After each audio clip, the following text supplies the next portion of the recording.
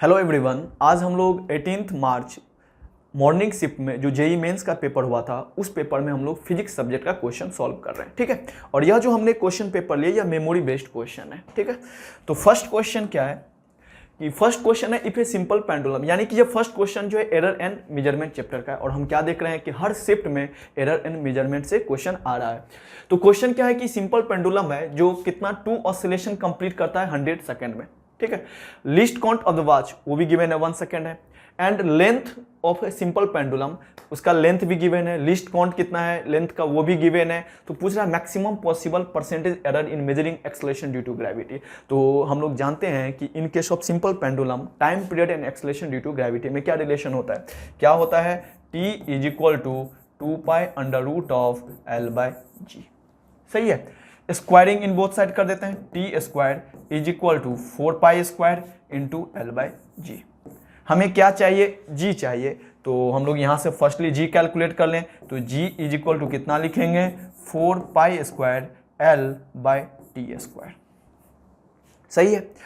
अब हम जानते हैं कि जब कभी भी एरर का क्वेश्चन हो तो फर्स्टली काम क्या करना है, मुझे लॉगरिथम दोनों साइड हम लोग ले लेते हैं। तो यदि हम दोनों साइड लॉग लें तो क्या लिखेंगे, ln g is equal to ln 4π² plus ln l plus ln 1/t²। ठीक है, यदि हम दोनों साइड लॉग लेंगे फर्दर उसको सॉल्व करेंगे तो ये आ जाएगा हमारे पास। ठीक है, फर्दर यहाँ क्या लिख सकते हैं कि यदि हम लोग इसको डिफरेंशिएट करें या इसको थोड़ा सा एक बार और अरेंज कर लें तो ln g is equal to ln 4π² plus ln l, और इसको हम लोग क्या लिख सकते हैं कि यदि हम इसको थोड़ा सा देखें तो ln t⁻²। हम जानते हैं कि लॉगरिथम का प्रॉपर्टी होता है, इसको हम लोग यहाँ भी लिख सकते हैं, तो -2 ln t आ गया। सही है। अब हम लोग क्या करते हैं, दोनों साइड डिफरेंशिएट कर दें। यदि हम लोग दोनों साइड डिफरेंशिएट करें तो ln g का डिफरेंशिएशन कितना आ जाएगा, ΔG/g इज इक्वल टू कितना लिख लें, ये तो कांस्टेंट है, इस कांस्टेंट का डिफरेंशिएशन 0, ln l का डिफरेंशिएशन ΔL/l, यहां क्या आ जाएगा -2 ln t का ΔT/t। ठीक है, तो error in G is equal to this आ रहा, और हम क्या एक बात जानते हैं कि एरर जो होता है ऑलवेज एडिटिव नेचर का होता है, ऑलवेज ऐड होता है, तो यही कारण है यहाँ प्लस साइन आ जाएगा। ठीक है, तो error in G is equal to कितना आ रहा है, ΔL/l plus twice of error in time period. ठीक है, तो इसका वैल्यू हम लोग पुट कर लेते हैं। ΔL/l कितना है, लीस्ट काउंट लेंथ के लिए 1 mm है। ठीक है, तो इसको हम लोग 0.1 सेंटीमीटर डिवाइडेड बाय लेंथ कितना है इसका 100, लेंथ का एरर निकलिए, 2 इंटू टाइम पीरियड ΔT हमारा कितना है, तो टाइम पीरियड का least count 1 second, total time कितना लगा है 100 सेकेंड, तो 100। ठीक है, इसको यदि हम लोग थोड़ा सा सॉल्व करें तो कितना आ जाएगा, ये हमारा आ जाएगा 0.001 प्लस ये हमारा आ जाएगा 0.02। ठीक है, ये हमारा ΔG/g हो गया।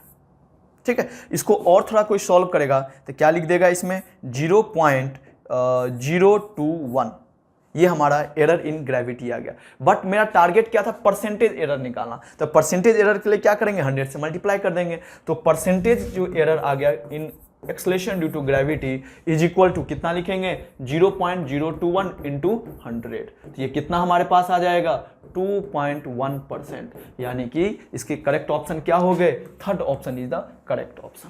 ठीक है, तो हमने सिंपली किया क्या है कि हमने टाइम पीरियड का इक्वेशन जानते हैं, यहाँ से G का इक्वेशन ला लिए, दोनों साइड लॉग ले लिए, लॉग लेने के बाद हमने डिफरेंशिएट कर दिए, डिफरेंशिएट करके और हमें लेंथ का एरर पता है, टाइम पीरियड का एरर पता है, वैल्यू पुट कर दिए, फिर error in gravity acceleration due to gravity आ गया। ठीक है, नेक्स्ट क्वेश्चन हमारे पास क्या है, ये नेक्स्ट क्वेश्चन हमारे पास आई डिफेक्ट से रिलेटेड क्वेश्चन है। इसमें क्या कहा गया, a girls is looking at the distant rectangular window, she find window to be blurred and non uniformly curved, यानी कि जो भी पर्सन है उस पर्सन को दूर का ऑब्जेक्ट देखने में प्रॉब्लम है। यदि किसी पर्सन को दूर का ऑब्जेक्ट देखने में प्रॉब्लम है, इसका मतलब है उसके आई में कौन सा डिफेक्ट होता है, that defect is called myopia, यानी कि ये तो फिक्स हो गया मायोपिया है। एंड ये भी बोला गया है कि नॉन यूनिफॉर्मली कर्व है, यानी कि यह जो प्रॉपर्टीज होता है किस आई डिफेक्ट होता है, एस्टिग्मेटिज्म का, यानी कि इसका ऑप्शन करेक्ट क्या हो जाएगा, मायोपिया एंड एस्टिग्मेटिज्म।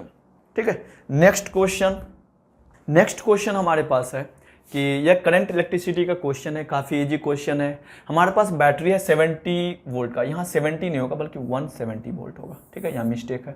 170 वोल्ट का बैटरी है और हमारे पास ये 10 ओम हो गया और ये दोनों क्या है, पैरेलल में है। And we have target to find the potential difference across this resistance. कैसे निकालेंगे? तो सबसे पहले हम लोग इसका आर इक्विवेलेंट निकालें। कितना हो जाएगा आर इक्विवेलेंट इसका? तो 50 × 20, ये दोनों पैरेलल में है तो 50 + 20, तो कितना हो जाएगा 1000/70 यानी कि 100/7, ठीक है, इतना ओम हो गया। अब ये पैरेलल कॉम्बिनेशन और ये 10 ओम क्या चीज में है, सीरीज में है, तो टोटल आर इक्विवेलेंट जो हम लोग लिखेंगे 10 + 100/7 कितना हो जाएगा 170/7 ओम हो गया equivalent resistance of this combination, ठीक है। टोटल करंट कितना होगा मान लेते हैं आई, तो I = कितना होगा V/R इक्विवेलेंट। V कितना है 170 × 7 यानी कि 7 एम्पियर, यानी करंट कितना फ्लो हो रहा है 7 एम्पियर। मेरा टारगेट क्या है 10 ओम के अक्रॉस पोटेंशियल डिफरेंस निकालना।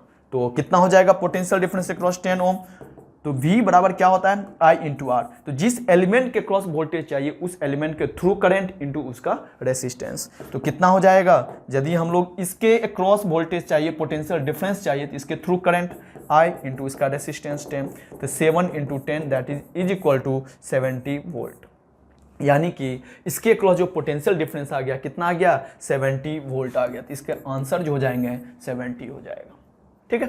दूसरा मेथड क्या था कि इस दोनों का आप एक सिंगल रेसिस्टेंस से रिप्लेस कर दो, तो ये कितना हो जाएगा, ये हमारा 10 ओम हो गया और ये हमारा हो गया 100/7 ओम हो गया, एक बैटरी हो गया और ये बैटरी है 170 वोल्ट का। हम जानते हैं कि यदि दो रेसिस्टेंस सीरीज कनेक्शन में हो तो हम लोग कैसे वोल्टेज डिवीजन रूल के हेल्प से कैसे हम लोग वोल्टेज कैलकुलेट कर सकते हैं, ठीक है। तो कोई यदि वोल्टेज डिवीजन रूल लगाएं तो भी इसके क्रॉस वोल्टेज हम लोग कैलकुलेट कर सकते हैं, ठीक है। नेक्स्ट क्वेश्चन क्या है हमारे पास कि एक ग्रेविटेशन चैप्टर से वो भी टाइम पीरियड से क्वेश्चन है। A satellite revolves in a circular orbit of radius r with the time period t, ठीक है। जब r सर्कुलर रेडियस में मूव करता है तो उसका टाइम पीरियड t है, ठीक है। फिर पूछा गया है कि find the time period if it is start revolving in the radius of 9r। जब वो 9r में मूव करेगा तो उसका टाइम पीरियड क्या होगा। तो हम सिंपल सा एक रिलेशन जानते हैं कि t² इज प्रोपोर्शनल टू क्या होता है r³ हो गया, तो t is proportional to r⁻3/2 लिख सकते हैं। प्रोपोर्शनल साइन का हटाएंगे तो इसके बदले कांस्टेंट दे देते हैं, तो ये हमारे पास आ गया, ठीक है। अब देखो यदि हम लोग देखें मान लेते हैं जब रेडियस r पे मूव कर रहा है, r रेडियस में सर्कुलर ऑर्बिट में रिवॉल्व कर रहा है तो उसका टाइम पीरियड t है, ये तो गिवन है। जब ये 9r सर्कुलर ऑर्बिट में मूव कर रहा है मान लेते हैं इसका टाइम पीरियड जो है वो t' है, ठीक है। यही t' मुझे कैलकुलेट भी करना है, तो कैसे करेंगे, तो t' is equal to k into कितना रेडियस है t' 9r सर्कुलर ऑर्बिट में, तो इसका पावर 3/2। t बराबर कितना लिख देंगे k इंटू सर्कुलर ऑर्बिट का रेडियस क्या r है तो 3/2, सही है। इस दोनों को हम लोग डिवाइड कर देते हैं तो कितना हो जाएगा t' is equal to k cancel हो जाएगा और ये 9 की पावर 9r/r के पावर 3/2, r कैंसिल हो गया तो t' इज इक्वल टू कितना आ गया 9 के पावर 3/2, ठीक है। इसको यदि हम सॉल्व करें इसको 9 को क्या लिख सकते हैं 3² का पावर 3/2, ठीक है। तो ये 2 तो मल्टीप्लाई होगा तो कैंसिल हो जाएंगे, ये 3 का power 3 that is equal to 27, यानी कि t' इज इक्वल टू 27, तो t' is equal to 27t। तो इसके जो करेक्ट आंसर आ गए क्या आ गए, fourth option is the correct option, ठीक है। काफी इजी क्वेश्चन था। नेक्स्ट क्वेश्चन हमारे पास है कि हमारे पास AC चैप्टर से क्वेश्चन है। पूछा ये गया है कि find the time taken to reach its current from IRMS to I maximum, मतलब RMS वैल्यू से मैक्सिमम वैल्यू रीच होने में कितना टाइम लगेगा। तो मान लिया जाए कि यह जो करंट होगा AC उसका कोई एक स्टैंडर्ड फॉर्मेट ये रहा होगा, ठीक है। ये हमारा कितना है, इसका ये वैल्यू लिखें तो ये हमारा I मैक्सिमम हो गया, ठीक है, या इसको हम लोग IM लिख देते हैं,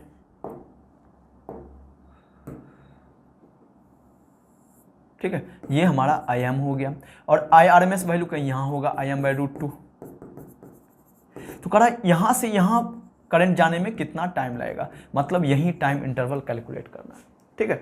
अब एक चीज़ देखो कि यह टाइम यदि मान लेते हैं कि यह जो AC है उसका टाइम पीरियड T है, एक कंप्लीट साइकिल में T टाइम लगा, यहाँ तक में कितना लगा होगा T/2, यहाँ में कितना लगेगा T/4, मतलब 0 से यहाँ से पीक तक मैक्सिमम वैल्यू आने में T/4, यहाँ से यहाँ का टाइम है T/4। ठीक है, ये तो हम जानते ही हैं, ये हमारे पास हो गया।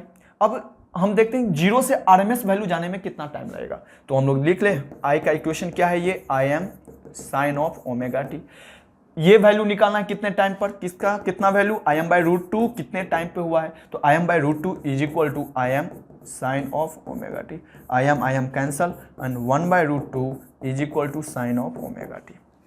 सही है, तो यदि हम लोग इसको लिखें तो सॉल्व करें तो ये कितना आ गया, साइन ओमेगा टी। तो sine omega t is equal to 1/√2 है, इसका मतलब है ओमेगा टी का वैल्यू कितना होगा, π/4, यही होगा ना, साइन 45 डिग्री 1/√2।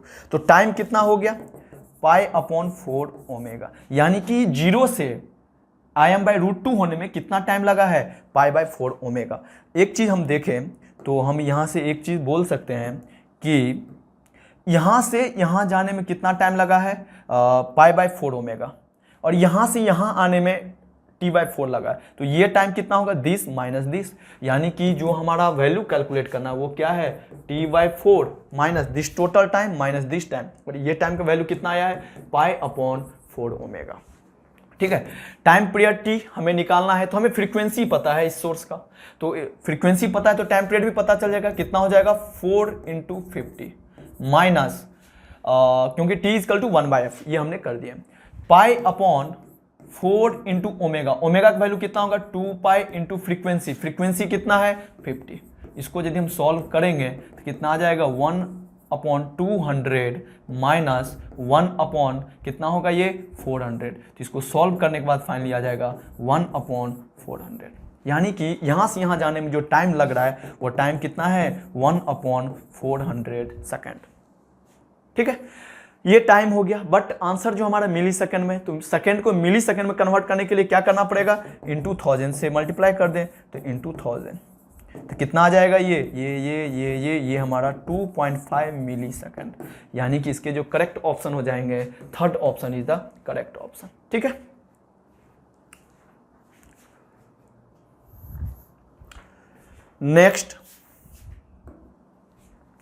नेक्स्ट हमारा क्या, in LCR circuit L and C are the constant. ठीक है, एक हमारे पास LCR सर्किट है, L हो गया, ये C हो गया और ये R हो गया, तो LCR सर्किट में क्या है हमारे पास, कोई LCR सर्किट है, इसमें L and C कांस्टेंट है, L and C जो है कांस्टेंट है, एंड R के वैल्यू को इंक्रीज किया जा रहा है। ठीक है, then quality factor, resonance frequency and bandwidth में क्या चेंज आएगा, इससे रिलेटेड ऑप्शन है। तो हम क्या जानते हैं कि जो रेजोनेंस फ्रीक्वेंसी होता है वो क्या होता है 1/2π√LNC। ठीक है, ड्यूरिंग दिस सर्किट क्या L and C are the constant, LC यदि कांस्टेंट है फ्रीक्वेंसी भी क्या हो जाएगा, कांस्टेंट हो जाएगा, यानी कि रेजोनेंस फ्रीक्वेंसी जो होगा वो क्या होगा, कांस्टेंट होगा। ठीक है, क्वालिटी फैक्टर के लिए देखें तो RLC से रिलेटेड क्वालिटी फैक्टर क्या फॉर्मूला होता है, 1/R√L/C। ये तो कांस्टेंट है, R इंक्रीज हो रहा है, इसका मतलब है क्वालिटी फैक्टर डिक्रीज हो रहा है। ठीक है, क्वालिटी फैक्टर क्या हो रहा है, डिक्रीज हो रहा है। नेक्स्ट मुझे बैंडविड्थ से बात करना है, बैंडविड्थ का जो फॉर्मूला होता है वो होता है R/L। ठीक है, यहां R को इंक्रीज कर रहे हैं तो बैंडविड्थ भी क्या होगा, इंक्रीज होगा। तो हमने क्या देखे कि रेजोनेंस फ्रीक्वेंसी कांस्टेंट है, क्वालिटी फैक्टर डिक्रीज हो रहा है एंड बैंडविड्थ इंक्रीज हो रहा है। तो हम देख लेते हैं कौन सा ऑप्शन मैच हो रहा है। देखो फर्स्ट ऑप्शन है quality factor and resonance frequency both are unchanged, ये तो गलत हो गया, क्वालिटी फैक्टर इज इंक्रीज गलत है, क्वालिटी फैक्टर डिक्रीज हो रहा है, एंड बैंडविड्थ इज इंक्रीज, ये करेक्ट है। तो थर्ड ऑप्शन क्या है हमारा, करेक्ट है। नेक्स्ट, इन YDAC setup distance between slits, हम ऐसा करते हैं कि YDAC का एक सेटअप ही बना लेते हैं। ठीक है, ये हमारा सेटअप है, दो स्लिट्स हैं S1 and S2 and between slits. ठीक है, ये जो डिस्टेंस है ये हमारा D हो गया और D का जो वैल्यू है वो कितना है 0.5 mm, तो हम उसको मीटर में कन्वर्ट कर रहे हैं। सही है। Separation between slits plane and screen, ये जो सेपरेशन है कैपिटल D जिसको हम लोग रिप्रेजेंट करते हैं उसका कितना वैल्यू है 0.5 मीटर। ठीक है, और क्या बताया गया है, find the distance between first maxima and third maxima if light used has a wavelength, हाँ जो लाइट यूज करें उसका वेवलेंथ भी गिवन है 5890 angstrom. Then we have target to calculate the distance between first maxima and third maxima। मान लेते हैं यहाँ फर्स्ट मैक्सिमा आया होगा, फिर यहाँ थर्ड मैक्सिमा, ठीक है। तो इसके बीच में सेपरेशन हमें फाइंड करना है। तो हम क्या जानते हैं कि distance between two consecutive maxima, दो लगातार मैक्सिमा के बीच में जो डिस्टेंस होता है उसको हम क्या बोलते थे, फ्रिंज विड्थ। यानी कि फर्स्ट मैक्सिमा और सेकेंड मैक्सिमा के बीच में जो डिस्टेंस है ये हमारा बीटा हो गया फिर सेकेंड और थर्ड के बीच में हो जाएगा ये भी फ्रिंज विड्थ, जिसको हम लोग बीटा से रिप्रेजेंट करते हैं। तो फर्स्ट एंड थर्ड के बीच में क्या सेपरेशन हो गया, 2 बीटा हो गया। तो यानी कि जो यहाँ क्वेश्चन पूछा गया है उसका आंसर क्या हो जाएगा, 2 बीटा। और हम लोग जानते हैं फ्रिंज विड्थ का क्या फॉर्मूला होता है, lambda capital D by d. तो 2 इंटू लैम्डा, लैम्डा क्या है, वेवलेंथ ऑफ लाइट जिसको हम लोग यूज किए हैं 5890 एंगस्ट्रॉम को 10⁻⁻10 हम लिख सकते हैं, ठीक है। एक मिनट, ठीक है। इसको यदि हम वैल्यू फिर से पुट करें तो वैल्यू क्या हो जाएगा कि 2 इंटू लैम्डा का वैल्यू कितना है 5890 एंगस्ट्रॉम इंटू 10⁻⁻10, ठीक है। तो लैम्डा का वैल्यू कैपिटल डी कितना है 0.5 metre divided by small d. Small d क्या है, सेपरेशन बिटवीन स्लिट्स कितना है 0.5 इंटू 0.5 इंटू 10⁻⁻3, ठीक है। इसको यदि हम लोग सॉल्व करेंगे तो 0.5 तो कैंसिल ही हो गया, तो ये कितना आ गया, यदि हम इसको सॉल्व करें तो ये हमारा 10⁻⁻7 इंटू 2 से यदि हम लोग इसको मल्टीप्लाई करेंगे तो ये हमारा फाइनली आ जाएगा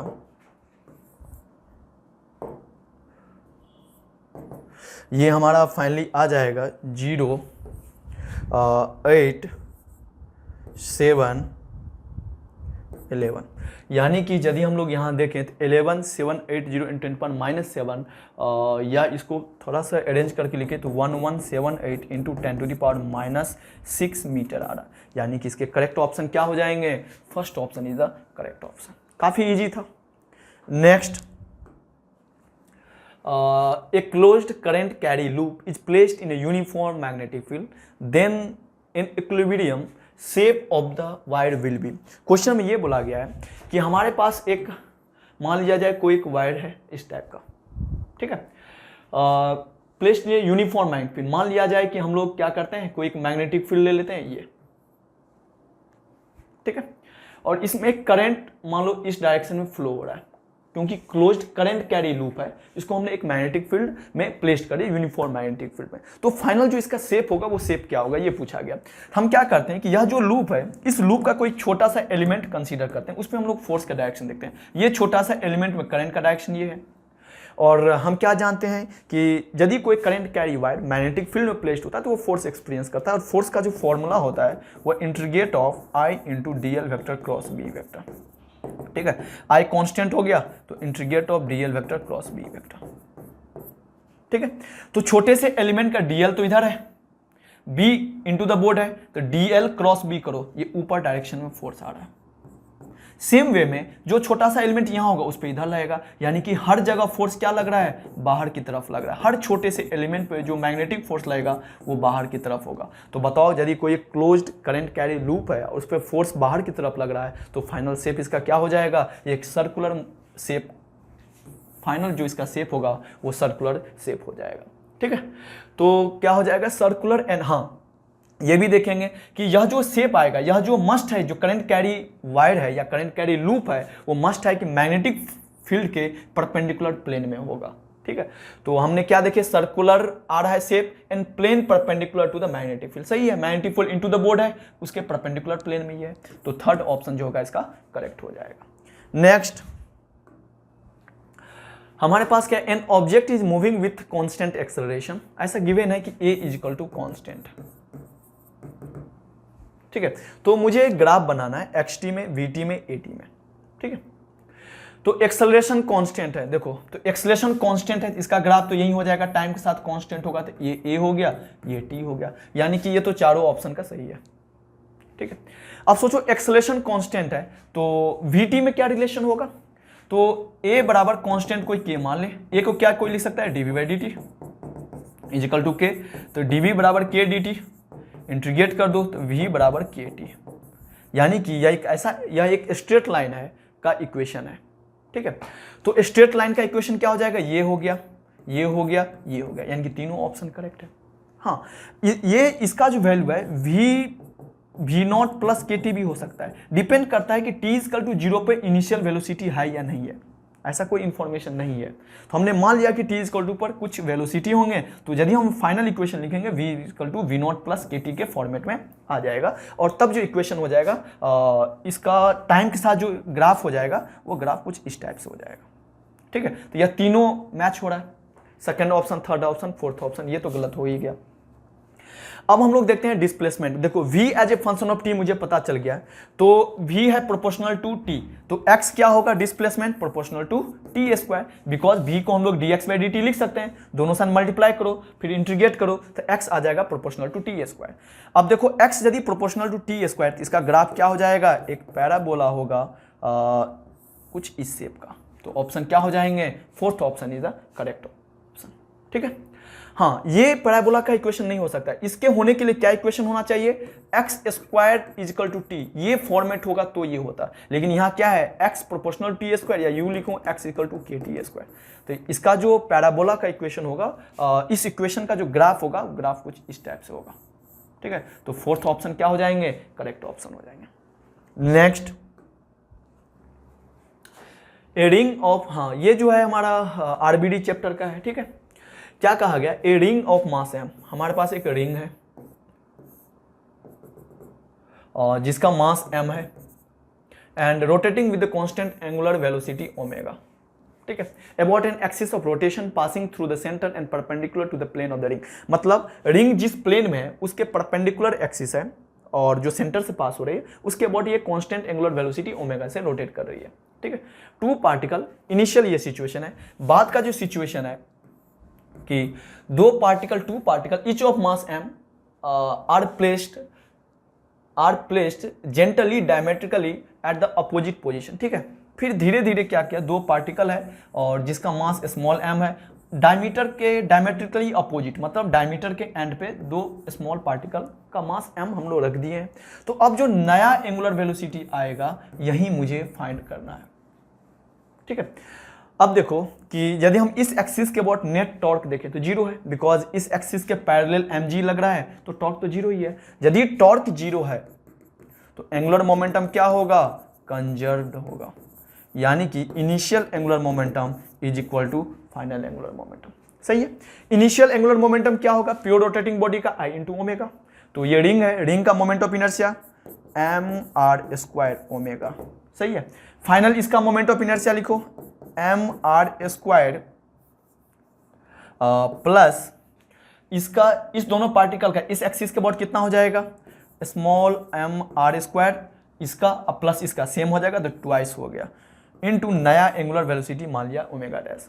हमारा टारगेट क्या था, ओमेगा डैश निकालना। ठीक है, देखो ये आर स्क्वायर कैंसिल हो जाएगा and omega dash is equal to m omega divided by m plus 2m। ठीक है, तो ये किसके बराबर मैच हो रहा है, m omega by m plus 2m, second option. ठीक है, सिंपल हमने क्या की, देखे कि टॉर्क जीरो आ रहा है तो एंगुलर मोमेंटम कंजर्व कर दिया। नेक्स्ट क्वेश्चन क्या है कि electromagnetic wave is propagating in x direction, यानी कि जो इलेक्ट्रोमैग्नेटिक वेव जो प्रोपगेट कर रही है उसका डायरेक्शन गिवन है, किस डायरेक्शन में वेव प्रोपगेट कर रही है, तो आई कैप में, एक्स डायरेक्शन में। ठीक है, magnetic field in space is given by, हाँ मैग्नेटिक फील्ड जो है उसका वैल्यू गिवन है 2 × 10⁻⁻8 टेस्ला के कैप में है। Then what will the value and direction of the electric field, हम जानते हैं इलेक्ट्रोमैग्नेटिक वेव का एक प्रॉपर्टीज होता है, प्रॉपर्टीज क्या होता है कि E/B का जो वैल्यू होता है वो C के बराबर होता है, तो E/B is equal to C। हमें इलेक्ट्रिक फील्ड का ही वैल्यू चाहिए ना, हाँ, तो E बराबर B इंटू C। B का वैल्यू गिवन है कितना, 2 × 10⁻⁸, C का वैल्यू 3 × 10⁸, तो कितना हो जाएगा टोटल इलेक्ट्रिक फील्ड का वैल्यू, 6 हो जाएगा। ठीक है, 6, दो ऑप्शन है ये और ये, तो दोनों में से कोई एक सेलेक्ट करना पड़ेगा। तो डायरेक्शन से हम लोग चूज करेंगे। हम क्या जानते हैं, E×B जो होता है वो C वेक्टर होता है, यही क्या है इलेक्ट्रोमैग्नेटिक वेव के प्रोपगेशन का डायरेक्शन है। तो E×B, तो देखो ई क्रॉस बी, बी का डायरेक्शन क्या है, बी फील्ड के कैप में है, इनटू हाँ इसका ये है फाइनल इलेक्ट्रोमैग्नेटिक वेव का प्रोपगेशन डायरेक्शन। तो इलेक्ट्रोमैग्नेटिक वेव किस डायरेक्शन में प्रोपगेट कर रही है, एक्स डायरेक्शन में, तो ये आई कैप हो गया। अब कह रहा है यहां किस डायरेक्शन में किस दो वेक्टर का क्रॉस प्रोडक्ट आई कैप आ जाएगा, सोचो। तो जे क्रॉस के क्या होता है, आई कैप होता है, ठीक है, होता है ना। ये हमारा आई हो गया, ये जे हो गया, ये हमारा के हो गया। तो देखो जे से के में आओगे तो आई प्लस आ गया, यानी कि यह जो इलेक्ट्रिक फील्ड है वो मस्ट है क्या रहा होगा, जे कैप में रहा होगा। तो फाइनल जो इलेक्ट्रिक फील्ड लिखेंगे 6 जे कैप। सही है, तो करेक्ट ऑप्शन क्या हो गए, second option is the correct option. Next, A machine starting from the rest and deliver constant power P. ठीक है, एक मशीन है कोई रेस्ट से स्टार्ट होता है, यानी कि यू उसका 0 है एंड पावर जो है कांस्टेंट रखा गया है। ठीक है, the distance travel by it in time t is proportional to, मतलब डिस्टेंस एंड टाइम का रिलेशन मुझे चाहिए। कैसे करेंगे देख लें। तो देखो पावर बराबर क्या होता है, P is equal to force into velocity, यही होता है। मुझे डिस्टेंस में रिलेशन चाहिए, हाँ P कांस्टेंट है ये पता है। तो P बराबर क्या लिखेंगे, फोर्स को क्या लिख सकते हैं, mass into acceleration into V। अब और सोचे, एक्सेलरेशन को क्या लिख दे, dv by dt into v। हाँ ये v तो होगा ना, ये v को हम यहां लिख देते हैं। ठीक है, अब थोड़ा सा इसको सॉल्व कर लें तो क्या लिखेंगे हम लोग, v dv by dt। v dv by dt कितना हो जाएगा, p बाय m। p भी कांस्टेंट, m भी कांस्टेंट, यानी कि दिस इज द कांस्टेंट। ठीक है, तो v dv is equal to कितना हो जाएगा, p बाय एम dt। कोई दिक्कत, ठीक है। अब हम लोग क्या करते हैं, दोनों साइड इंटीग्रेट कर लेते हैं।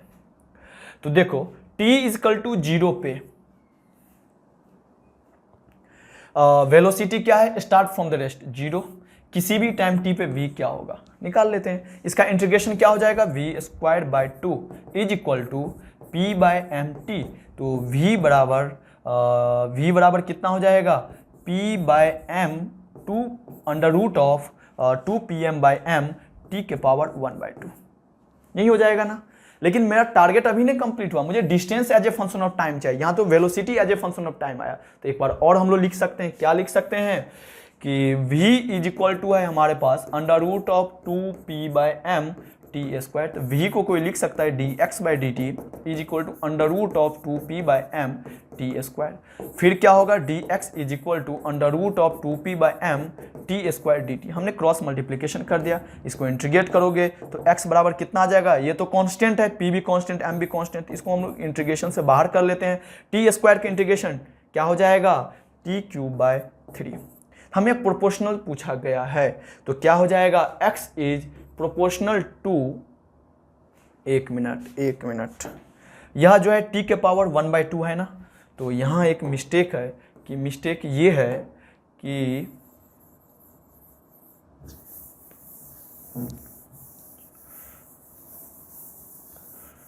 ठीक है, मिस्टेक हमारा ये है कि यहाँ हमने t के पावर 1/2 नहीं लिए थे, इसलिए गलत आ गया था।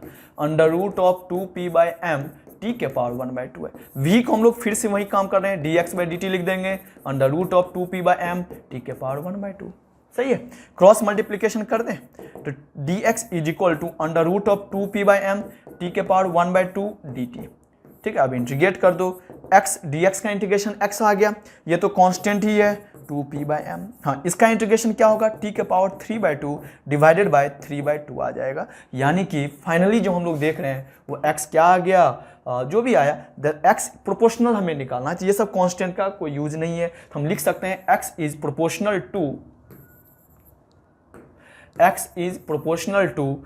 t के पावर 3/2। ठीक है, तो करेक्ट ऑप्शन क्या हो जाएगा इसका, third option is the correct option.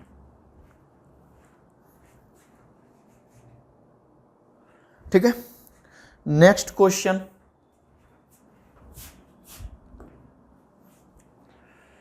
An object is performing SHM with the time period 2 second. ठीक है, एक कोई पार्टिकल है जो SHM कर रहा है, उसका टाइम पीरियड 2 सेकेंड है।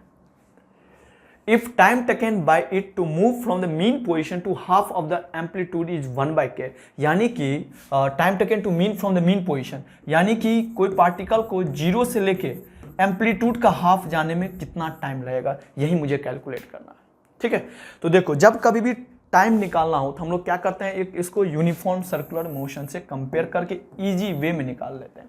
ठीक है, तो देखते हैं मीन पोजीशन ये हो गया हमारा, ये हमारा इसका एक्सट्रीम पोजीशन हो गया, तो यहां से यहां का डिस्टेंस क्या होता है, एम्पलीट्यूड, ये हमारा एक्सट्रीम पोजीशन। ठीक है, हमें क्या निकालना है कि जीरो से मीन पोजीशन से a/2 जाने में कितना टाइम लगा, a/2 यहां, यानी कि यहां से यहां जाने में कितना टाइम लगा। तो यदि हम लोग यहां से यहां जाने में टाइम कैलकुलेट करें, यहां से यहां जाने में तो कितना टाइम लगेगा, तुम देख लेते हैं। ये हाइट कितना हो जाएगा, a/2, ये कितना होगा a, तो ये एंगल क्या होगा, थीटा मान लिए।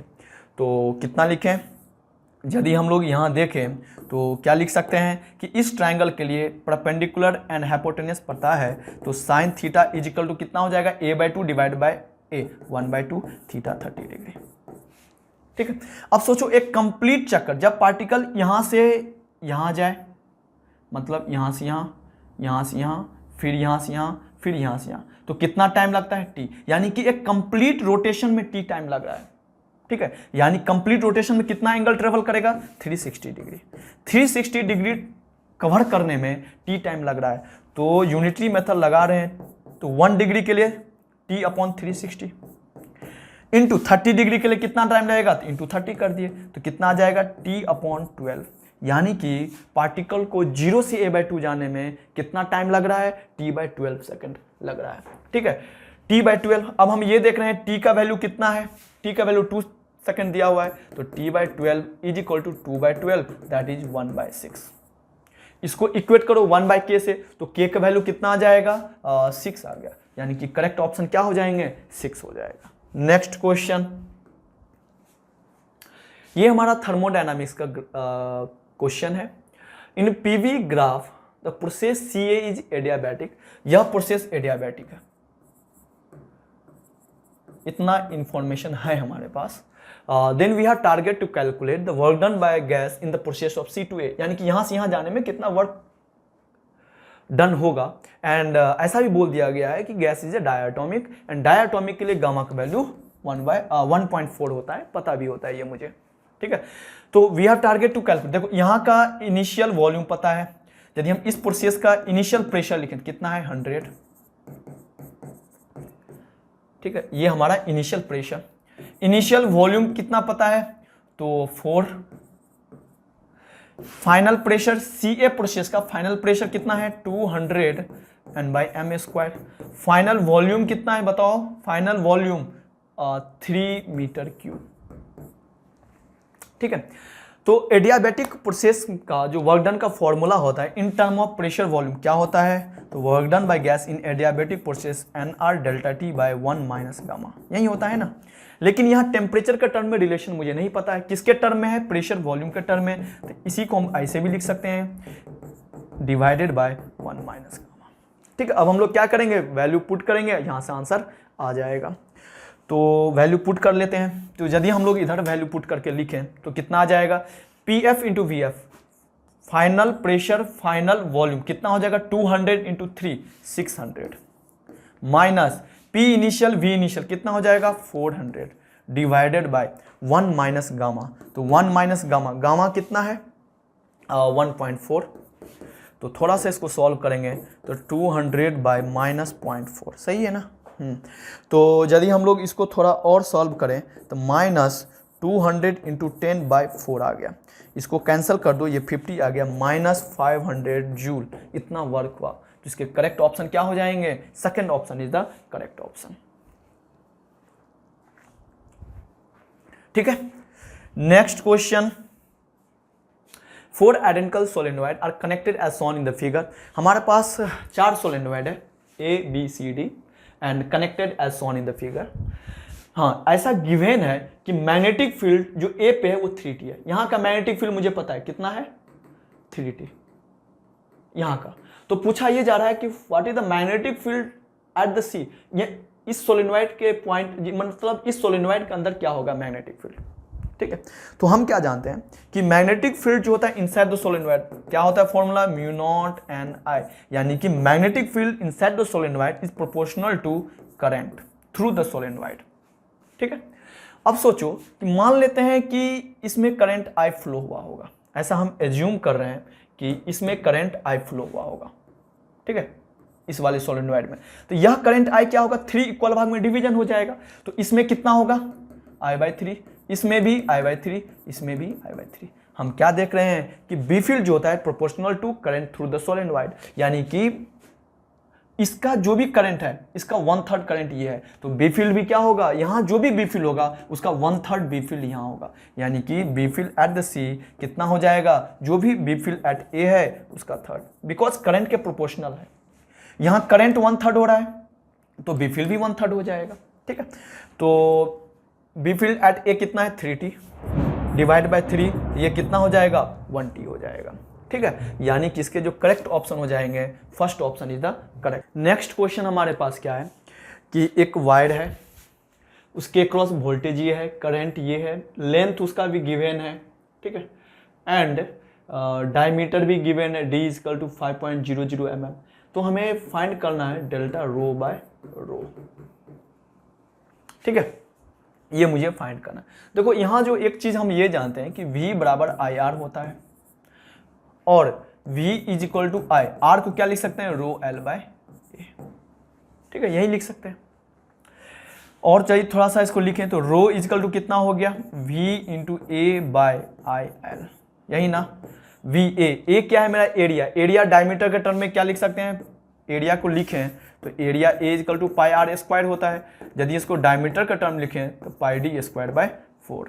ठीक है, तो πd²/4 I × L। ठीक है, तो हमारे पास रो कितना आ गया, रो = V πd²/4IL, यही ना। अब हम लोग क्या करते हैं, जो कांस्टेंट है उसको एक साथ लिख लेते हैं। तो π/4 VD²/L × I। ठीक है, रो = दिस हो गया। तो एरर केस में सबसे पहला काम क्या किए, रिलेशन निकालिए, उसके बाद दोनों साइड लॉग ले लेते हैं। यदि हम लोग दोनों साइड लॉग ले तो कितना लिखेंगे, ln रो = या हम लोग ऐसा करते हैं इसको इधर लिख लें। ठीक है, तो यदि हम दोनों साइड लॉग ले लें क्या लिखेंगे, ln रो = कितना हो जाएगा, ln π/4 प्लस ln V हो जाएगा। ठीक है, ln π/4 plus ln V plus 2 ln D आ जाएगा। सही है, minus of ln L minus of ln I। सही है, ये हमारे पास आ गया।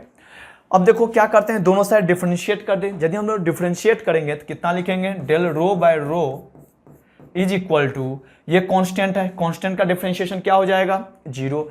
ln V, इसका डिफरेंशिएशन डेल्टा V/V, इसका twice of delta D/D and minus delta L/L minus delta I/I, यही होगा।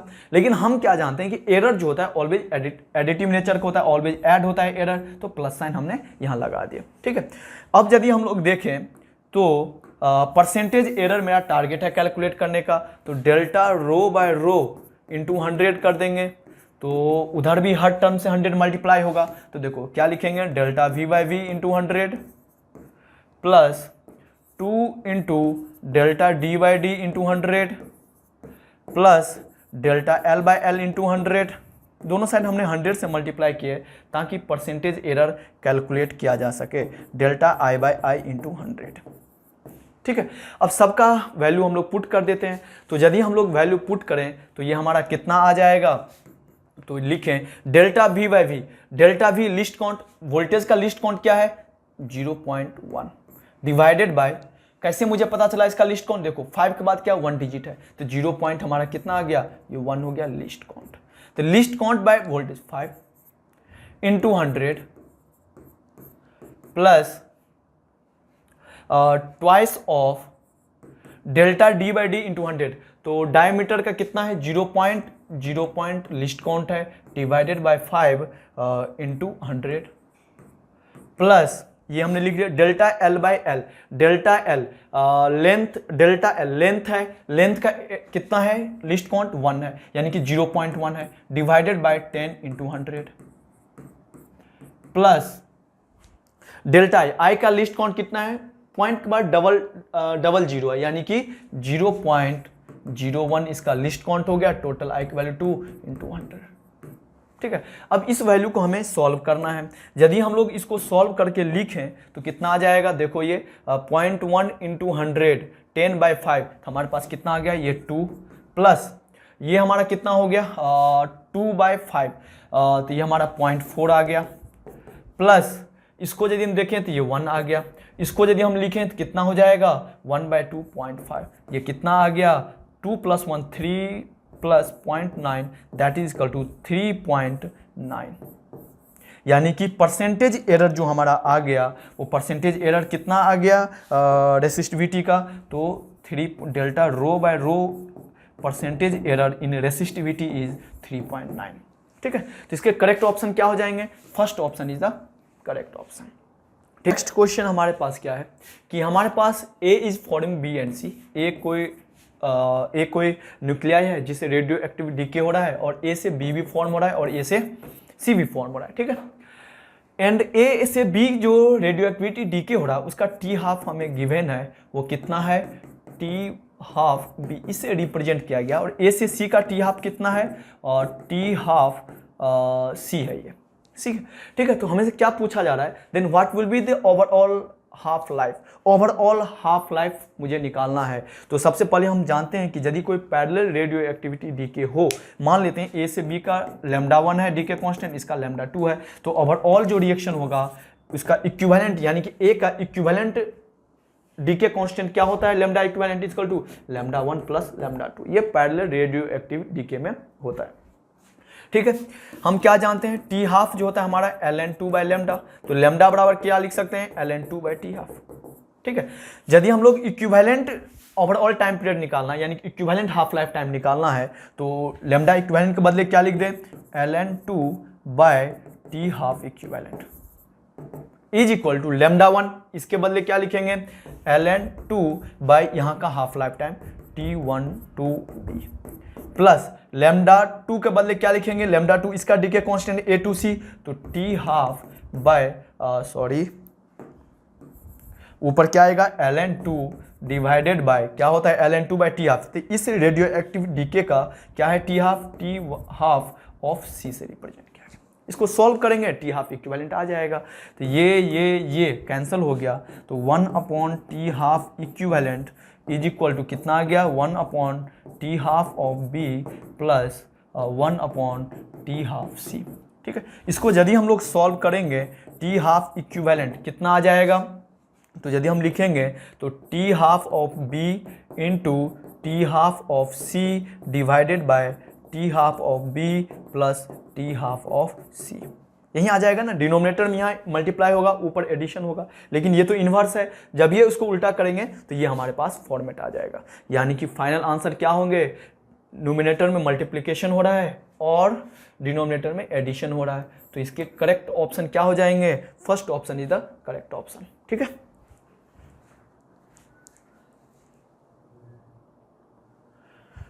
ठीक है, नेक्स्ट क्वेश्चन हमारे पास है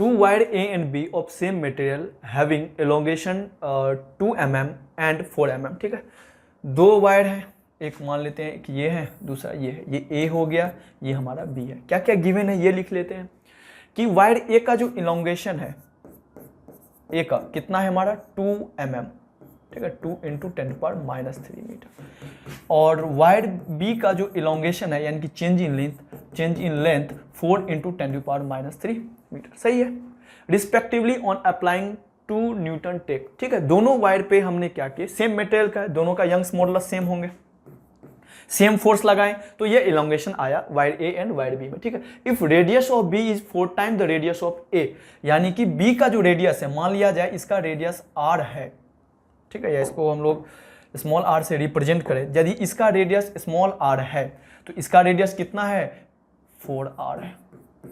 तो मुझे क्या फाइंड करना है, ratio of length of A is to B, यानी कि LA/LB का वैल्यू कैलकुलेट करना है। काफ़ी इजी है। क्या करेंगे, यंग्स मॉडुलस का क्या फॉर्मूला होता है, stress by strain delta L/L, यही ना। तो मुझे किसका रेशियो चाहिए था, we have target to find the ratio of length. तो लेंथ बराबर कितना लिख देंगे यहाँ से, तो यदि हम लोग थोड़ा सा सॉल्व करें तो Young's modulus A delta L/4 यही होगा ना। यदि लेंथ ऑफ वायर ए के लिए लिखें कितना होगा, यंग्स मॉडुलस तो दोनों वायर का सेम ही होगा, ठीक है।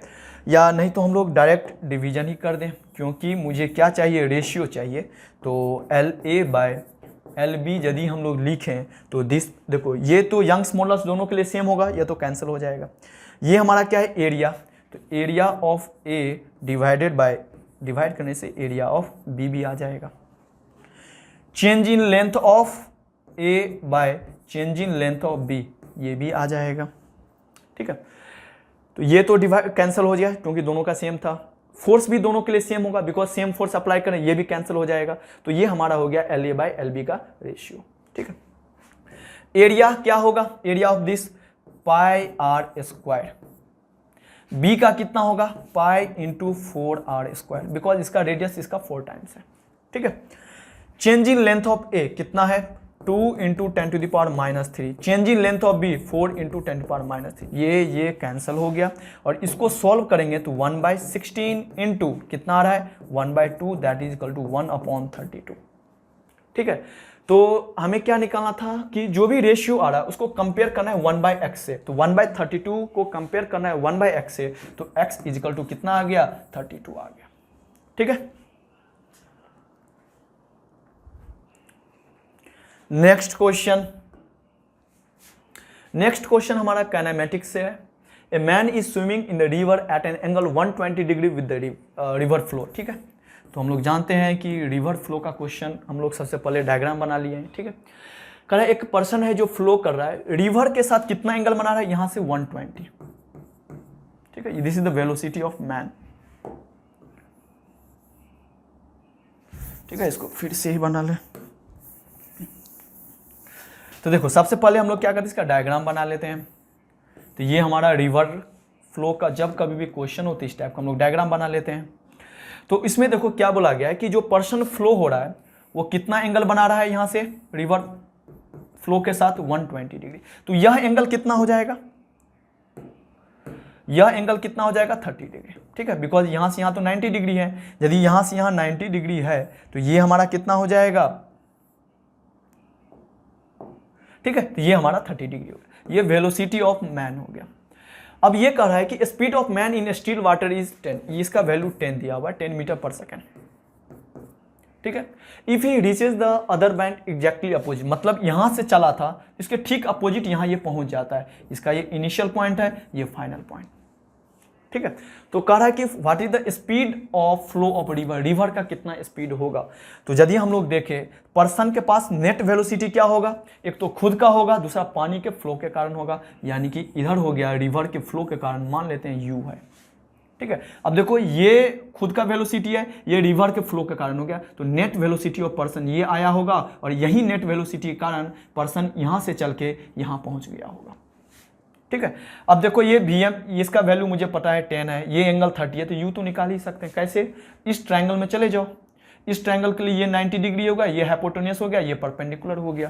तो हम क्या लिखें, sin 30 degree is equal to perpendicular direction में U by hypotenuse 10, sin 30 1/2 U by 10। तो हम यहाँ से क्या लिखेंगे, U is equal to 5 metre पर सेकेंड, ठीक है। तो रिवर का स्पीड कितना होगा, 5 मीटर पर सेकेंड। इसके करेक्ट ऑप्शन क्या होंगे, इसका 5 होगा, ठीक है। Next question, if the ratio of de Broglie wavelength of a particle in electron is 2:1, the ratio of their velocity is 4:1, then mass का रेशियो निकालना। देखो वेवलेंथ क्या होता है, h/p, ठीक है। तो किसका है, ratio of de Broglie wavelength of particle and electron, de Broglie wavelength का यही फॉर्मूला होता है, lambda is equal to h/p। Momentum के बदले क्या लिख देंगे, मास इंटू वेलोसिटी। तो रेशियो किसका है, de Broglie wavelength of particle by electron. क्या होगा, जब हम लोग डिवाइड करेंगे तो h by mass of particle velocity of particle divided by h upon mass of electron velocity of electron, यही ना। तो जब ये डिवाइड करोगे तो क्या होगा, एच एच कैंसिल हो जाएगा, फाइनली आ जाएगा ME/MP।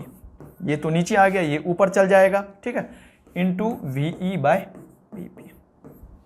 देखो ये वैल्यू गिवन ही है, क्या गिवन है, रेशियो ऑफ देयर वेलोसिटी। हाँ, de Broglie वेवलेंथ का रेशियो गिवन है 2:1, यानी कि इसका वैल्यू गिवन है 2/1 इज इक्वल टू कितना हो जाएगा, मास ऑफ इलेक्ट्रॉन, ये तो निकालना ही है रेशियो, इनटू वेलोसिटी का क्या रेशियो है, particle VP, velocity of particle by velocity of electron जो है वो कितना गिवन है, वो हमें गिवन है 4/1। मुझे क्या चाहिए, VE/BP चाहिए, तो यहाँ क्या हो जाएगा 1/4, ठीक है। इसको यदि हम लोग सॉल्व करें तो कितना लिख देंगे, सॉल्व करने के बाद ME/MP इज इक्वल टू, ये 4 इधर आ गया, 8/1, यानी कि मास ऑफ इलेक्ट्रॉन जो आ रहा है वो 8 टाइम्स मास ऑफ क्या पार्टिकल। तो देख लेते हैं, mass of electron is 8 time mass of particle, second option is the correct option, ठीक है। Next question, in the Millikan oil drop experiment and radius of the drop का जो भी रेडियस है, एक ड्रॉप हो गया, इस ड्रॉप का रेडियस 2 mm -3 मीटर, ठीक है। डेंसिटी भी मुझे गिवन है, कितना है डेंसिटी, 3 ग्राम पर सेंटीमीटर क्यूब। इसको क्या लिख सकते हैं, 3, इसको यदि हम लोग लिखें तो फाइनली क्या लिख सकते हैं, केजी में लिख दें, 10⁻³ kg। हाँ, cm के बदले कितना लिखेंगे, मीटर -6 kg पर मीटर क्यूब, ठीक है। तो ये हमारा आ गया 3 × 10⁻³ kg पर मीटर क्यूब, ठीक है। ये हमारा क्या आ गया, ये हमारा इसका डेंसिटी आ गया 3 × 10⁻³ kg पर मीटर क्यूब, ठीक है। If the applied electric field, हाँ देखो ये एक्चुअली क्या होगा, हमारे पास ऑयल ड्रॉप में क्या होता है, इलेक्ट्रिक फोर्स लगता है QE, इसका अपना मास होता है mg, और यह दोनों क्या होते हैं, बैलेंस होते हैं, तो नेट फोर्स 0 हो जाएगा, तो QE इज इक्वल टू क्या हो जाएगा, mg हो जाएगा। मेरा टारगेट क्या है, we have target to find the number of electron, कितना चार्ज है, ठीक है, एक्सेस इलेक्ट्रॉन कैलकुलेट करना है, तो Q इज इक्वल टू क्या होगा, नहीं तो एक वेव हम ये भी कर सकते हैं कि मान लेते हैं, अभी मान लेते हैं इसमें n नंबर ऑफ इलेक्ट्रॉन है, इस पे चार्ज कितना हो जाएगा, n × 1 इलेक्ट्रॉन का चार्ज, ये हमारे पास हो गया, ठीक है। इलेक्ट्रिक फील्ड हमारा कितना है, इंटू 3 × 5 × 10⁵, ठीक है, इसके इधर अलग है। This is equal to Q × E, Q हमने मान लिया कि n नंबर ऑफ इलेक्ट्रॉन है, इस पे चार्ज ये हो गया, इलेक्ट्रिक फील्ड का वैल्यू ये, this equal to M × G। M क्या होता है, डेंसिटी इंटू वॉल्यूम, डेंसिटी क्या है 3 × 10⁻³ डेंसिटी हो गया, वॉल्यूम क्या होगा इसका, ये हमारा स्फेरिकल है तो 4/3 πr3, r हमारा कितना है, तो यदि हम लोग r के लिए लिखें तो r हमारा है 2 × 10⁻³ इसको सॉल्व करेंगे और n का वैल्यू हम लोग क्या करेंगे, कैलकुलेट कर लेंगे, ठीक है।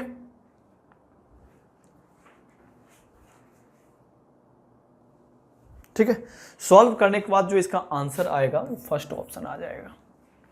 नेक्स्ट हमारे पास क्या है कि एक partially field capacitor has half of its space filled with dielectrics. देखो एक हमारे पास पार्शियली फिल्ड है, मतलब आधा स्पेस में क्या है, डाइलेक्ट्रिक्स है और आधा में एयर है, ठीक है। तो इसको यदि हम लोग लिखें तो कुछ इस टाइप से डायग्राम होगा, ये यही ना, ये डाइलेक्ट्रिक्स का हो गया, ये आधा एयर है, ठीक है। Partially field capacitor half of its space, यानी कि जब ये d/2 होगा और ये d/2 होगा। रिलेटिव परमिटिविटी, इसका k का वैल्यू गिवन है, कितना है k का वैल्यू, इसका 10 है, ठीक है। इसका यदि हम लोग k का वैल्यू लिखें तो k = 10 है। If area of this plate, जो भी प्लेट है इस प्लेट का एरिया गिवन है कितना, 100 मीटर स्क्वायर, ठीक है। डिस्टेंस बिटवीन द प्लेट, यहां से यहां का टोटल डिस्टेंस भी गिवन है, कितना है 10 मीटर, यानी कि ये डिस्टेंस कितना होगा 5 मीटर और ये डिस्टेंस भी 5 metre. Is given as x, ठीक है। तो इसका हमें इक्विवेलेंट कैपेसिटेंस निकालना है और इक्विवेलेंट कैपेसिटेंस x पिकोफैराड है, तो हमें x का वैल्यू निकालना है, ठीक है। तो और एप्सिलॉन नॉट का भी वैल्यू मुझे गिवन है। तो यदि हम लोग देखें तो यहाँ से यहाँ तक एक कैपेसिटर मान लेते हैं, यहाँ से यहाँ दूसरा, फिर दोनों क्या हो जाएंगे, सीरीज कनेक्शन में हो जाएगा, ठीक है। तो यदि हम लोग लिखें, या दूसरा मेथड ये भी है कि C इक्विवेलेंट इजिकल टू क्या होता है, epsilon not A divided by कितने थिकनेस में डाइलेक्ट्रिक्स है, d/2, तो d/2/k प्लस एयर, ये डायरेक्ट ही हो जाता है। तो यदि हम लोग इसको सॉल्व करें कितना आ जाएगा, epsilon not A/d/2k plus d/2। इसको और थोड़ा सॉल्व करोगे तो क्या आ जाएगा, 2k epsilon not A divided by कितना हो जाएगा, डिवाइडेड बाय d तो हमारा कॉमन ही आ जाएगा, और हमने d कॉमन आ जाएगा, और फाइनली क्या बच जाएगा, ये 1 प्लस k, सही ना। 2k इसका एलसीएम आ जाएगा, और इसके बदले हमारा 1 आ गया, इसके बदले k आ गया, ठीक है। अब इसमें वैल्यू पुट करेंगे और हमारे पास C इक्विवेलेंट का वैल्यू आ जाएगा। तो C इक्विवेलेंट कितना आ जाएगा, 2k, k का वैल्यू कितना है, 10 हो गया, एप्सिलॉन नॉट का वैल्यू 8.85 इंटू 10⁻⁻12 डिवाइडेड बाय, तो हमने 2 लिख दिए, k लिखिए, एप्सिलॉन एरिया भी तो लिखना है, एरिया कितना है, इंटू 100 डिवाइडेड बाय d कितना है, 10 इंटू 1 प्लस k, तो 1 प्लस 10। तो इसको सॉल्व करेंगे तो 2 इंटू 10 इंटू 8.85 इंटू 10⁻, कितना हो जाएगा ये, 12 इंटू 100 डिवाइडेड बाय 10 इंटू 11, ठीक है। इसको यदि हम लोग सॉल्व करें,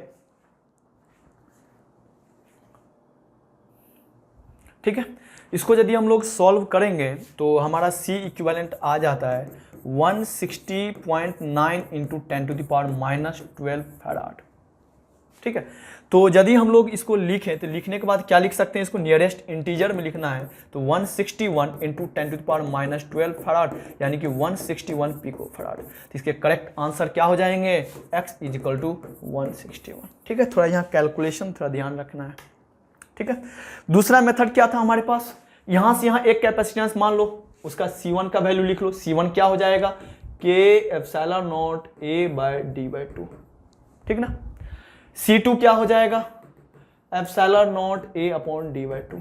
यह C1 और यह C2 क्या है, हमारा सीरीज कनेक्शन है, तो C इक्विवेलेंट क्या हो जाएगा, C इक्विवेलेंट यदि हम लोग लिखें तो फाइनली हमारा C इक्विवेलेंट आ जाएगा C1 C2/C1 प्लस C2, ठीक है। तो हम इस मेथड से भी ला सकते हैं। नेक्स्ट,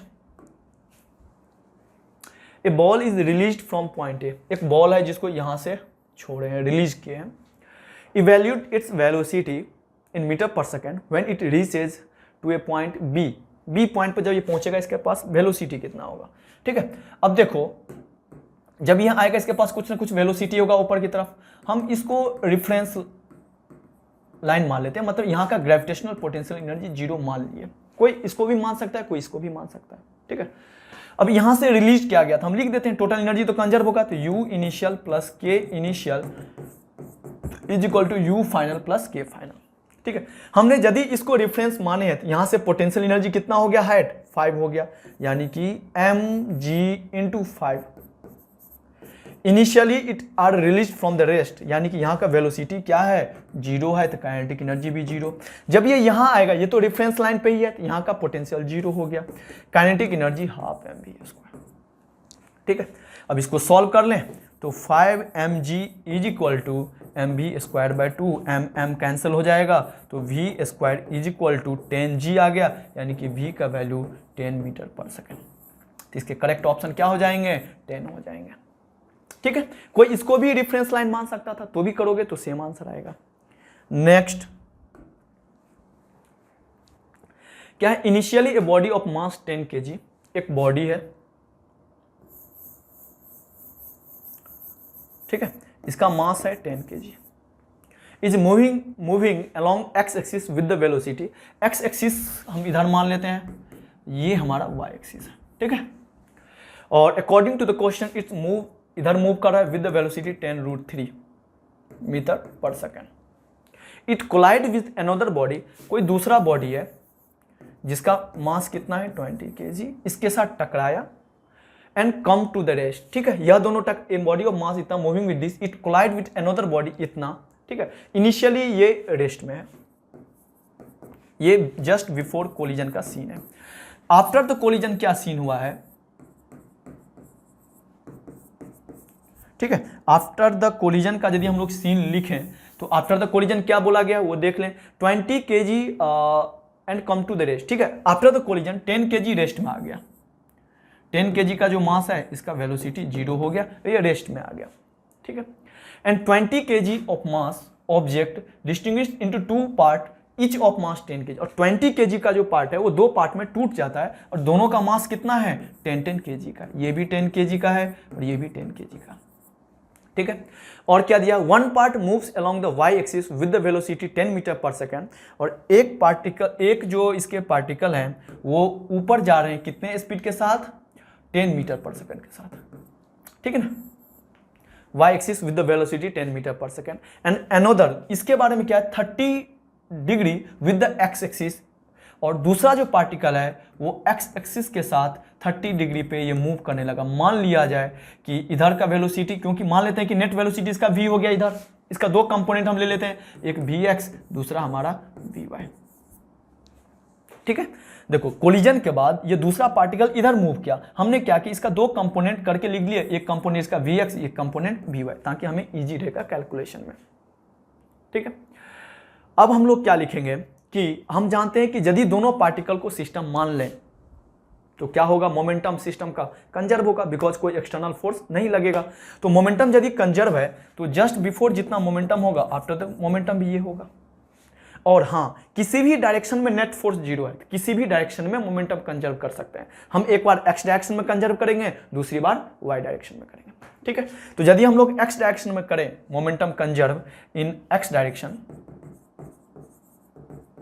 ठीक है, तो इनिशियल मोमेंटम कितना है एक्स डायरेक्शन में, ये देखो 10 × 10√3। फाइनल मोमेंटम कितना है, तो आफ्टर द कोलिजन ये तो रेस्ट ही में आ गया, इसका तो वाई डायरेक्शन में, इसका है 10 vx। सही है, 10 कैंसिल हो गया तो vx का वैल्यू आ गया 10√3, यानी कि इस वेलोसिटी का x कंपोनेंट तो मुझे पता चल चुका। ठीक है, अब हम लोग क्या करते हैं, y डायरेक्शन में मोमेंटम कंजर्व कर ले, तो बिफोर द कोलिजन जितना मोमेंटम होगा y डायरेक्शन में उतना ही आफ्टर द कोलिजन भी y डायरेक्शन में होगा। तो कोलिजन से पहले y डायरेक्शन में क्या है मोमेंटम, ये तो x डायरेक्शन में, y डायरेक्शन में कोई वेलोसिटी ही नहीं है, कोई मोमेंटम ही नहीं है, यानी कि before the collision y direction का मोमेंटम 0 है। आफ्टर द कोलिजन ये तो 0 है, वेलोसिटी 0, इसका देखो ये ऊपर जा रहा है तो प्लस मान ले 10 × 10। ठीक है, 10 × 10, क्योंकि मास 10 है, वेलोसिटी भी y डायरेक्शन में 10 है, ये नीचे जा रहा है तो -10 vx। इसको सॉल्व करेंगे तो vx का वैल्यू 10 मीटर पर सेकेंड आ गया, यानी कि इसका वैल्यू कितना आ गया 10√3 मीटर, और इसका जो वैल्यू आ गया 10 मीटर पर सेकेंड। ठीक है, मुझे फाइंड क्या करना था, evaluate the velocity of object, मुझे ये v निकालना है। तो देखो vx पता है, vy पता है, तो नेट वेलोसिटी कितना लिख दें, √of vx² + vy²। ठीक है, तो √of vx² कितना है, vx 10√3 का स्क्वायर डायरेक्ट लिख दें, कितना हो जाएगा 300, vy 10 का स्क्वायर 100, तो ये हो गया √of 400 that is equal to 20 metre पर सेकेंड, यानी कि आफ्टर द कोलिजन यह जो पार्टिकल का नेट वेलोसिटी कितना आ गया 20 मीटर पर सेकेंड। तो इसका जो आंसर आ जाएगा क्या आ जाएगा 20। ठीक है, इसके करेक्ट आंसर क्या है 20। ठीक है, same question, exactly same question 17 मार्च को जो एग्जाम हुआ है उसमें भी मॉर्निंग शिफ्ट में पूछा गया था, एग्जैक्टली सेम क्वेश्चन। ठीक है, next, a bullet of the mass 0.1 kg initially moving with a velocity 10 metre पर सेकेंड। ठीक है, लिख लेते हैं, एक बुलेट है। ठीक है, एक हमारे पास बुलेट है, बुलेट थोड़ा अच्छा से बना लेते हैं। ठीक है, हमारे पास एक बुलेट है। ठीक है, एक बुलेट है जिसका मास कितना है हमारा 0.1 kg। ठीक है, इनिशियली मूविंग विथ वेलोसिटी, इसका इनिशियल वेलोसिटी कितना है 10 मीटर पर second. Then passes through a wooden block and come to the rest, मान लो कोई एक लकड़ी का ब्लॉक है, उससे टकराया, टकराने के बाद यह कुछ दूर जाकर रुक जाएगा। सही है ना, ऐसा ही होता है, वेलोसिटी 0 हो गया। हाँ, यहां से यहां देखो, इसका इनिशियल वेलोसिटी है और लकड़ी में जाने के बाद यानी कि वुडन में जाने के बाद ये कुछ टाइम बाद रुक जाएगा, यानी कि इस पे कोई ना कोई क्या होगा, रिटार्डेशन हो रहा होगा। तो मान लेते हैं इसका एक्सेलरेशन कुछ ये ए होगा, और ऐसा क्वेश्चन में बोला गया है कि जो जो रिटार्डेशन या डी एक्सेलरेशन है वो कांस्टेंट है, मतलब एक्सेलरेशन कांस्टेंट है। ठीक है। और ये भी बोला गया है यहाँ से यहाँ रुकने में कितना डिस्टेंस कवर किया उसने, 50 सेंटीमीटर, लिख दें 0.5 मीटर। तो मुझे फाइंड करना है force exerted by wooden block on the bullet in x Newton. हमें यह पता करना है कि वुडन के द्वारा इस बुलेट पे कितना फोर्स एग्जर्ट किया गया होगा। ठीक है, यदि हम लोग इसका एक्सेलरेशन कैलकुलेट कर लें, इसका मास मुझे पता है, तो मास इंटू एक्सेलरेशन ही क्या हो जाएगा, फोर्स हो जाएगा। ठीक है, तो एक्सेलरेशन कैसे निकालें, तो देखो इनिशियल वेलोसिटी पता, फाइनल वेलोसिटी पता, डिस्प्लेसमेंट पता और एक्सेलरेशन भी कांस्टेंट है, यानी कि पाथ स्ट्रेट लाइन हो गया एंड एक्सेलरेशन भी कांस्टेंट है, तो रेक्टिलिनियर का इक्वेशन यूज कर सकते हैं। तो v square minus you square बराबर 2as। फाइनल वेलोसिटी 0, u कितना है इनिशियल 10 का स्क्वायर, ट्वाइस ऑफ एक्सेलरेशन कितना है, यदि हम इधर को पॉजिटिव मानेंगे तो इसको उल्टा है एक्सेलरेशन, वो ऑलरेडी निगेटिव में लिखा जाएगा, इनटू डिस्प्लेसमेंट कितना है 0.5। तो एक्सेलरेशन कितना हो गया, तो यदि हम इसको सॉल्व करें तो ये हमारा 100 मीटर पर सेकेंड स्क्वायर आ गया। ये तो एक्सेलरेशन आया। We have target calculate the force, तो force is equal to mass into acceleration. Mass कितना है 0.1, एक्सेलरेशन 100, तो ये 10 न्यूटन आ गया। तो इसके आंसर क्या हो जाएंगे, x इक्वल टू 10। ठीक है, एक तो ये मेथड है। दूसरा मेथड क्या है, वर्क एनर्जी थ्योरम से भी कोई कर सकता है। सेकेंड मेथड क्या है हमारा, work energy theorem. Work energy theorem कैसे अप्लाई करेंगे, work done by all the force acting on the system is equal to change in kinetic energy. ठीक है, जब ये वुडन के इनसाइड चल जाएगा तो इस पर कौन कौन सा फोर्स लगेगा, एक यहीं तो लगेगा, वुडन के द्वारा एक रेसिस्टिव नेचर का इस पर फोर्स लगेगा, वहीं सिर्फ फोर्स लगेगा। हाँ, mg का क्योंकि डिस्प्लेसमेंट हॉरिजॉन्टल हो रहा है, mg नीचे लग रहा है, तो उसके कारण वर्क 0 हो जाएगा। तो यदि हम लोग बात करें तो सिर्फ work done by resistive force किया जाएगा। तो वर्क एनर्जी थ्योरम क्या कहता है, work done by all the force is equal to kF minus KI। Final kinetic energy रुक गया है तो 0, इनिशियल 1/2 mu स्क्वायर। ठीक है, वर्क डन क्या होता है, फोर्स इंटू डिस्प्लेसमेंट, डिस्प्लेसमेंट क्या है 0.5, तो यहां से हम लोग फोर्स का वैल्यू कैलकुलेट कर लेंगे। तो एक मेथड ये है, दूसरा मेथड ये है। ठीक है, नेक्स्ट, एक capacitor of capacitance 3 microfarad has a charge इतना is connected to a resistance, if current in a circuit just after closing the switch is x ampere, then find the value of x। ठीक है, काफी easy question है। देखो, एक हमारे पास एक कैपेसिटर है, इस कैपेसिटर के ऊपर कितना चार्ज है, 30 नैनो कूलम्ब है। ठीक है ना, तो 30 इंटू 10⁻⁻9 कूलम्ब। ठीक है, इसके साथ एक रेसिस्टेंस भी कनेक्टेड कर दिए हैं कुछ इस वे में। रेसिस्टेंस का वैल्यू भी गिवन है कितना, 5 ओम। कैपेसिटेंस का वैल्यू भी गिवन है 3 माइक्रोफैराड। ठीक है, अब करा कि जब भी हम स्विच को क्लोज करेंगे तो इससे जस्ट आफ्टर क्लोजिंग कितना करंट फ्लो होगा, मतलब we have target to calculate the current through this circuit at t is equal to 0 plus switching as t is equal to 0। Switch close करने के just after इस circuit से कितना current flow होगा। ठीक है, तो फर्स्ट मेथड यदि हम लोग यूज करें तो फर्स्ट मेथड कैसे हम लोग बना सकते हैं, देखो यह क्या है, आरसी सर्किट है, तो यहाँ कैपेसिटर क्या होगा, डिस्चार्ज होगा, क्योंकि कोई बैटरी तो है नहीं, यह चार्ज होगा। बैटरी नहीं है तो ये डिस्चार्ज होगा। डिस्चार्ज सर्किट का क्या होता है equation, Q is equal to Q0 e के पावर माइनस t/τ। ठीक है, Q is equal to Q0। Q0 क्या होता है, इनिशियल चार्ज। Q क्या होता है, किसी भी इंस्टेंट पे चार्ज। t/τ, टॉ कितना है, RC। ठीक है, मुझे करंट निकालना है, इसको डिफरेंशिएट कर देते हैं। तो I बराबर क्या हो जाएगा, dq/dt। आप इसको डिफरेंशिएट करोगे तो ये Q0 हो जाएगा, e के पावर माइनस t/RC को डिफरेंशिएट करेंगे तो e के पावर माइनस t/RC तो होगा ही, साथ साथ माइनस RC भी एक आ जाएगा। सही है, इसको थोड़ा ठीक कर लेते हैं। तो ये हमारे पास कितना आ जाएगा, Q0/RC। एक नेगेटिव साइन भी आएगा, लेकिन हमें यहाँ मैग्नीट्यूड से मतलब है। ठीक है, तो ये हमारे पास हो गया है। We have target to find current at t is equal to 0। तो I बराबर कितना हो जाएगा, t is equal to 0 e के पावर 0, ये तो 1 हो जाएगा, तो कितना हो गया, I बराबर Q0/RC। ठीक है, तो यदि हम लोग वैल्यू पुट करें, Q0 का वैल्यू कितना है, 30 इंटू 10⁻⁹, R का वैल्यू 5, C का वैल्यू 3 इंटू 10⁻⁻6। ठीक है, इसको यदि सॉल्व करें तो कितना हो जाएगा, देखो ये 15 से ये तो 2 हो गया, 2 इंटू 10⁻³ तो हमें निकालना है 2 इंटू 10⁻³ ये आ रहा है।